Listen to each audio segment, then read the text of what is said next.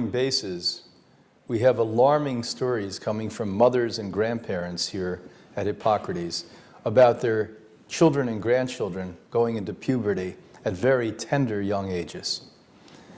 Not too many years ago, I sat right here in my office with a family, and their 6-year-old daughter was profusely bleeding.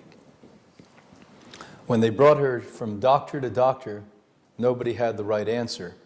Thank goodness they ruled out the nasty things like cancer and tumor growth and internal bleeding. Finally, they found an endocrinologist that traced it back to very early menstruation. It is common now that young ladies in the West have menstruation at 9 and 10 years old, where only several generations ago it was 14 to 16 years old.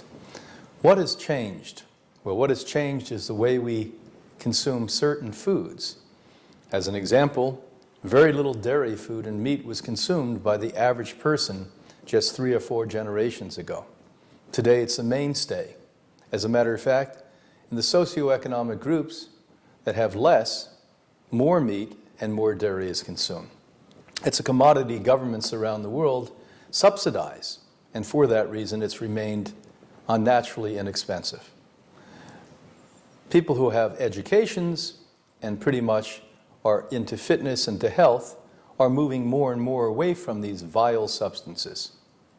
But the fact of the matter is, no matter what group you find yourself in, these are riddled with hormones, first the ones that inherently reside within these non-food substances, animal-based foods, and then what man puts in the way of hormones to, in fact, fatten the cow up, to permanently impregnate it so that it produces more and more milk in a very unnatural way, to fatten up the steer so that when they bring it to market, literally it weighs more.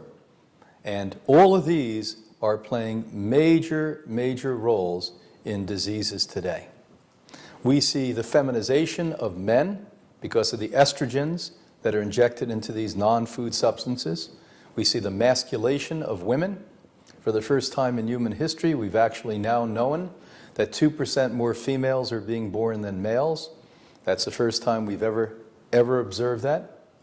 We also see that menstruation is starting younger, and menopause is off by about 5 to 10 years, depending upon the cultural groups that we're looking at.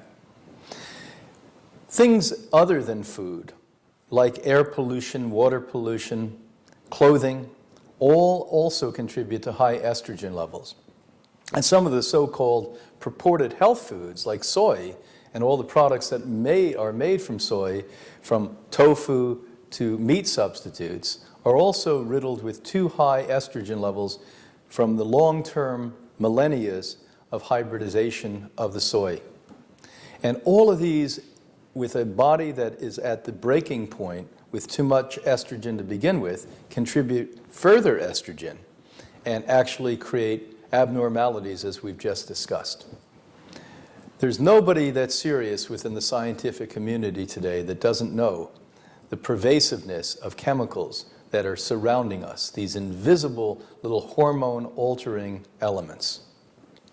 And we're going to see a further demise of the human health and emotion until we start to clean things up, regulate it, and stop ingesting non-food substances.